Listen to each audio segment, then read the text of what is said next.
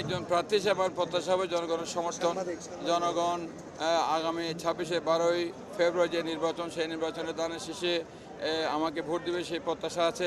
এবং আমার কমিটমেন্ট হবে জনগণ এবং ভোটারদের প্রতি যে ভোটাররা জনগণ তাদের নির্বাচিত প্রতিনিধির কাছে যে প্রত্যাশা করে, যে আকাঙ্ক্ষা নিয়ে তারা ভোট কেন্দ্রে যায় ভোট দেয়, সেই আকাঙ্ক্ষা বাস্তবায়নে বিশেষ করে চট্টগ্রামের উন্নয়ন বলেন, জনগণের প্রাত্যহিক সমস্যা, শিক্ষা ক্ষেত্রে বলেন, স্বাস্থ্য ক্ষেত্রে এবং নাগরিক যে একটা নিরাপদ আবাসন ব্যবস্থা, নাগরিক সুবিধা সম্পন্ন, সেটা করার ক্ষেত্রে ইনশাআল্লাহ আমি আমার সর্বোচ্চ দিয়ে আমি চেষ্টা করব।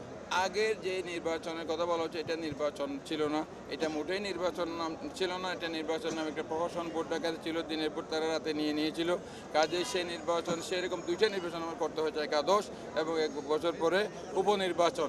সেই নির্বাচন করতে গিয়ে নিজে, আমার দলের নেতাকর্মী, আমার ভোটের যারা নিয়োজিত পোলিং এজেন্ট থেকে শুরু করে সবাই অত্যন্ত জুলুম নির্যাতনের শিকার হতে হয়েছিল, মামলার শিকার হতে হয়েছিল।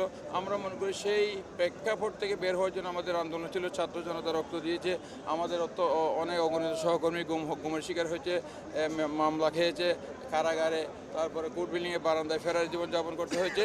এবং সেই কারণেই এই যে মানুষের ভোটের অধিকার হরণ করার কারণেই কিন্তু মানুষ এই আজকের এই পরিবেশ চেয়েছে। এবং আমার মনে করি সুন্দর সুষ্ঠু পরিবেশ আজকে ফিরে এসেছে।